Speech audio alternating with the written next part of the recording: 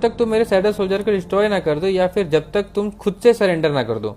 जिन्हों सोच रहा होता है कि मैंने चा से बोला था कि मैं अपना सबसे स्ट्रॉन्गेस्ट शैडो सोल्जर यूज करूंगा, लेकिन बेरू को चा के सामने लाना सही नहीं रहेगा। जेजू आइलैंड पर उसकी वजह से ही चा इतनी ज्यादा घायल हो गई थी, इसलिए एग्रिस बेस्ट चॉइस था। इसके बाद उनकी फाइट स्टार्ट होती है, दोनों की शॉट्स टकराती है जिसकी वजह से तेज धमाका होता है। तभी हमें दिखाई देता है कि चेयरमैन भी उस बिल्डिंग में होते हैं, उनको भी ये आवाज सुनाई देती है। वो सोच रहे होते हैं कि आज तो किसी हंटर ने जिम के लिए रिजर्वेशन नहीं किया था। फिर वो जिम का कैमरा चेक करते हैं तो उन्हें जिन्वो और चा दिखाई देते हैं। वो सोचते हैं कि ये लोग यहाँ कब आए और क्यों। तभी उनको याद आता है कि जेजू आइलैंड रेड के बाद जैसे ही चा होश में आई थी उसने सबसे पहले जिन्वो के बारे में ही पूछा था। चेयरमैन को लगता है कि दोनों के बीच में कुछ चल रहा है, इसीलिए वो जिम का कैमरा ऑफ करवा देते हैं क्योंकि वो उनका प्राइवेट मोमेंट रिकॉर्ड नहीं करना चाहते थे। तभी फिर बिल्डिंग हिलने लगती है और उनके पीछे लगी पेंटिंग भी गिर जाती है फाइट की वजह से, लेकिन चेयरमैन कुछ गलत ही समझ लेते हैं। अब वो क्या सोच रहे होते हैं ये तो मुझे बताने की जरूरत नहीं है, तो आप लोग ही कमेंट में बता दो कि चेयरमैन को क्या लगता है। दूसरी तरफ हमें दिखाई देता है कि चा ने इग्रिस को इजीली हरा दिया था। ये देख करके जिन्वो भी शॉक में रह जाता है।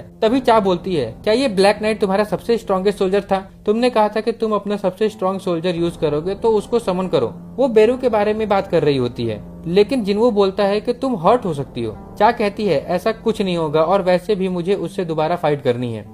तो जिन्वो फाइनली बेरू को समन करता है और उसे एक ऑर्डर देता है, चा को बिना हार्म किए डिफीट करो। बेरू कहता है जैसा आप कहे माय किंग। फिर वो जोर से रॉर करता है और जिससे जिम के सारे शीशे टूटने लगते हैं। चा उसे देख करके सोच रही होती है कि जिन्वो ने इस मॉन्स्टर के साथ फाइट किया था।